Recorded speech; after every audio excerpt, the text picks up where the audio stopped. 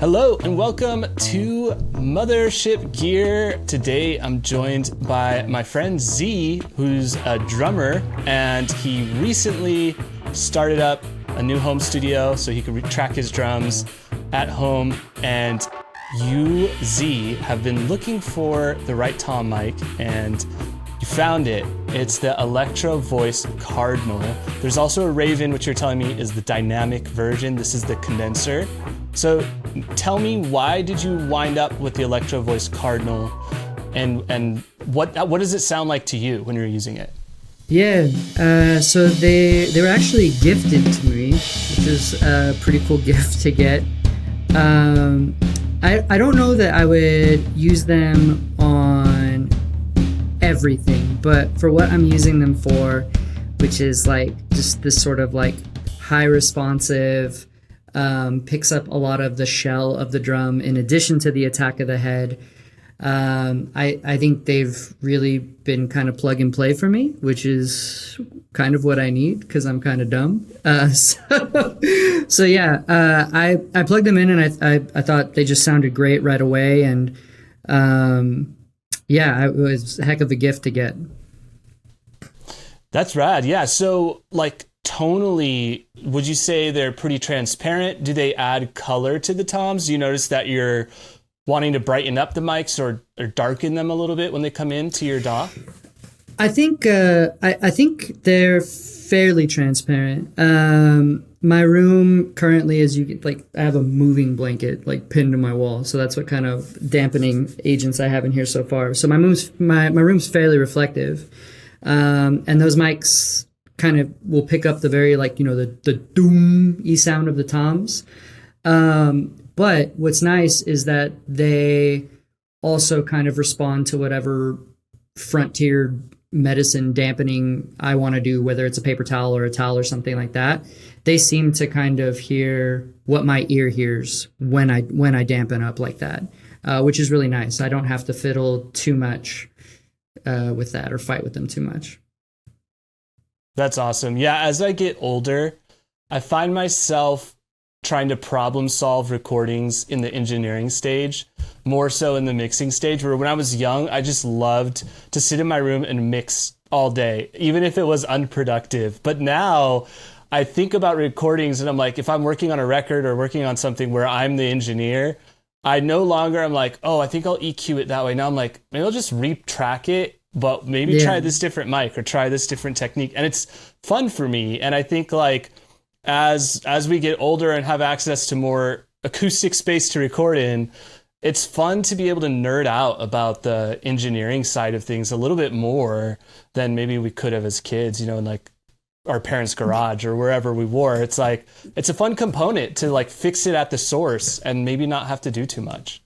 And I kind of have to do that. Like if I'm not good at tinkering in the mix phase or anything like that, I really have to give that to somebody else because I'm just like, I'm not good at that. So I kind of have to get it at least ballpark to what I'm hearing in my head. And if I can get it kind of ballpark, then I can kind of like hand it off. But if it's not close at all, it's hard for me to imagine like how it would become close after the fact. I'm not good at that. My head's not there ever. But yeah, your last EP that you did under the name Basin Lot, the drums were incredibly dry. Was that you manipulating it as you're describing now, or was the room you tracked in dry? And because I'm excited to hear what you do with this room, because I kind of like live rooms, especially with good drummers. Like, you're a great drummer. When you have a good drummer, a live room is a part of the sound. You could get that like Steve Albini thing if you like that. But you had these really cool dry drums. How did you do those dry drums? Yeah, I mean, there's just no way around it. I didn't have a lot of money to go to a proper recording space, or put it this way. If I spent money to go to a proper recording space for drums, it would have been financially irresponsible. So a good friend of mine, Brian, and I, we just decided that there's this rehearsal space in North Hollywood, and they have so many rooms that typically they're able to slot you with nobody in between, or like nobody on either side of you. And it was only 4 songs, so I was like, I think I could do it in 6 hours. Like, I think I could do setup, tear down, like all it takes. I think I could do it in 6 hours. So we got there. The room they gave us was like super, super dry. And then I kind of had an idea that I had heard these songs in my head with dry drums. I don't know necessarily that I landed where I wanted to land with them. But I mean, I did. I absolutely threw towels over everything. The hi-hats had a towel in the middle of them. I absolutely went for that sound. And I think just because of the time frame that we had and sort of the, running lean and mean with that, I don't even know if you'd call it a session if it's in like a rehearsal space. But just the way that was, we didn't really have a lot of time to tinker. So it was like, yo, I'm doing this. It's going to come out how it comes out. And the way it came out was like really dry, kind of thuddy. I would call it like thuddy. And sometimes it sounds really cool. Sometimes I'm like, oh, I probably would have done something different with more time and money. But yeah. Yeah, you're going to have a totally different starting point on your next album or EP because, yeah, you're in a totally different type of space. And I think it's cool when you can embrace it, making it sound how you want, but also it's like you're taking a picture, an audio picture of the room to some degree. So the room is gonna have its imprint on the record, which I think will be cool. So we talked about a few questions I wanted to ask you in regards to, as a listener, what are some Tom fills that come to mind when I say, like, what's your favorite Tom fill as a songwriting hook? Like a recognizable pattern in your head when you think about a Tom fill from an artist that you admire or just enjoy listening to. Yeah. Boy, I don't, in my head it functions as a hook, but I don't know that it is really a hook. But do you know the first Big Star record, #1 record? No, Oh, so there's this band called Big Star. They're from Memphis, and they were like kind of around in the 70s. And they have this song called The Ballad of El Goodo, and it's sort of a slower tempo song. But leading into the chorus, the drummer Jody has this sort of like syncopated thing that's kind of my style. It's a little caveman, it has like a little bit of flair in it, but it's like a little bit caveman, a little bit of flair, and it just serves leading into the chorus super well. And a lot of people that are in the car with me that know that song, that even if they're like the most mild-mannered people, if they know the song, I'll catch their hand tapping it out, like kind of on their leg. They're trying to hide it, but it just serves the song so well. And then I also would probably say anything off that Queens of Stone Age record, Songs for the Deaf, anything Dave Grohl did on the toms there. I just thought like they really kind of claimed their own space in the song, especially on No One Knows, right? Like all the triplets he does and all that stuff really claimed their own space in the song. And I think everybody who listens to that song, like nobody hears that song, they're like, oh, I didn't even hear what the drummer did. Like nobody says that. Right. Yeah, as a kid, I would watch that at my grandma's house on MTV or VH1 when they're doing like alt rock for like an hour. And I would become mesmerized watching that. And then I'd go in my uncle's car and we would still be listening to that album, hear it on the radio. It's just like, it dominated, I think, drummers' attention for however long that record was promoting. And of course, it's still in the rotation. But like when that album launched, that was the sound, I think, that a lot of drummers were probably chasing after hearing it. Maybe that and like Phoenix, I think, was also pretty impactful on those. That like where everyone all at once is trying to figure out how to get that drum sound. 100%.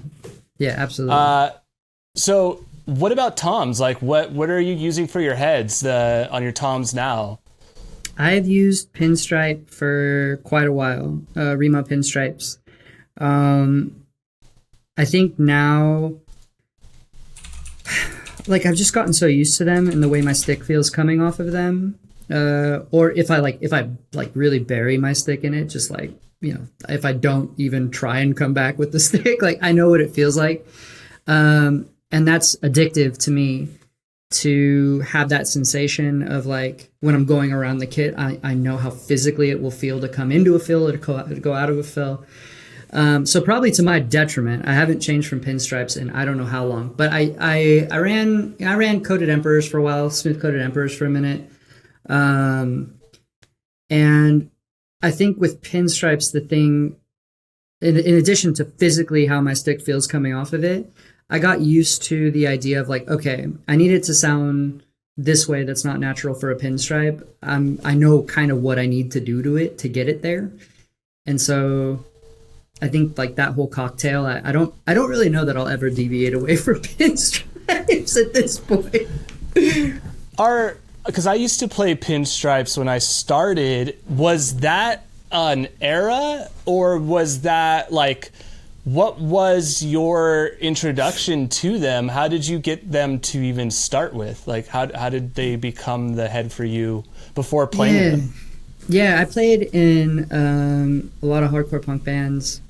And I think around, this kind of 2000s period where, whether it was like hardcore or post-hardcore or whatever you want to call it, I didn't talk with a ton of drummers. Like drummers just, at least in my experience, drummers just kind of went up and did their thing. And there wasn't really a lot of talk about gear so much as there was about the player, right? It'd be like, oh, he hits so hard, or he's so technical or whatever. But I think, I want to say I borrowed somebody's kit, or like we were all sharing the same kit one night, something like that. And I really liked pinstripes, the way that they didn't have any gels on them or anything, this particular kit. And I got this kind of tom sound that I felt like was what my ear was hearing, but then it was also something that I could control. And then I had another friend who had a kit with pinstripes on it, and I was like, all right, let's see, this is a very like low level drum science, like this is so low level, but I was like, let's see if it's a similar thing here. And sure enough, it was kind of the exact same thing. I felt like it made the sound that I heard in my head. When I heard it recorded back, it made the sound that I heard in my head. And then also, I really liked the action I had on my stick from it for some reason. I don't know why. I just really do. And I think it's it's almost like comfort food now, like pinstripes are for me. Right. Totally. No, we all have those things. Like that for me is the SM7. It's like just the piece of gear you've had with you pretty much from the start, and it's your starting point, it's your base point. You know what you need to do to get a different sound out of it. You know what you could trustfully rely on it for. So that makes a lot of sense to me. And then just like overall drummer who you admire for their tom work, like in songs, the way they incorporate drum fills or even like write tom focused parts. Who would that be for you? Steve Gadd, without a doubt. Oh yeah, Steve Gadd. He has a song on Paul Simon's record, One Trick Pony, called "Late in the Evening." It's track 1, and I kind of marvel at whatever he's done with Paul Simon. Like, he'll just kind of like barely touch a tom in a complicated part, and it'll be so musical and so cool. And it's so, honestly, it's so like relieving that I'll never be that good, that like I don't have to aspire to be that good, because he's so damn good, and I'm not the same kind of player. So I can like really enjoy hearing him play. And I think he really uses the whole kit, specifically with Paul Simon stuff, where I think Paul,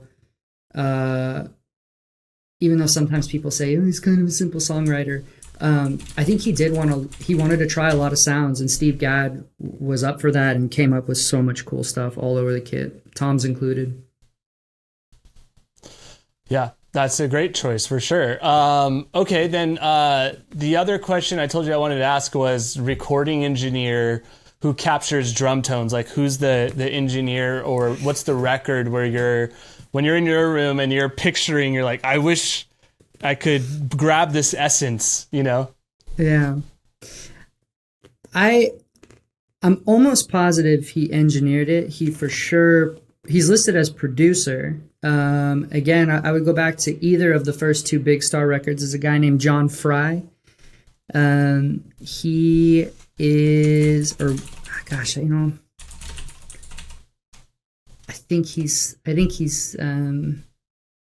think he engineered it. Anywho, one of the sounds that I really liked was this sort of pristine, simple drum sound that didn't sound overproduced. I think part of that had to be the time period and like what they had available to him in the 70s. So I got really obsessive, and I looked at his track sheet and sort of like what mic was feeding what, and he has single overhead. And he really, almost in that sort of Glyn Johns camp, he just kind of let the player be.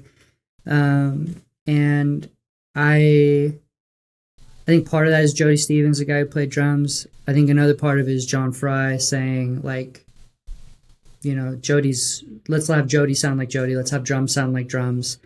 And let's have, our gear maybe do some of the heavy lifting for the recording process, but let's let these people have their identity, and let's let this gear have its identity.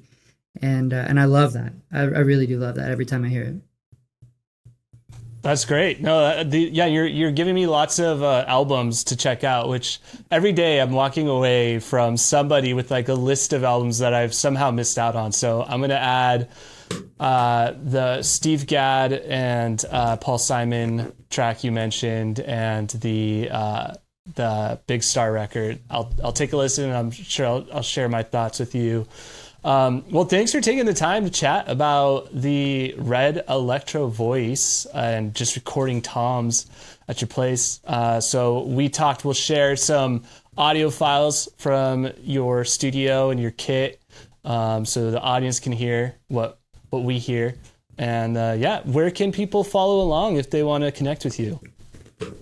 I'm on the usual places, Spotify and Apple Music. It's under Basin Lot. And then on Instagram, it's just Basin Lot. And if you want to give it a listen, that's very, very, very nice of you to give it some time. So thank you in advance if you do that.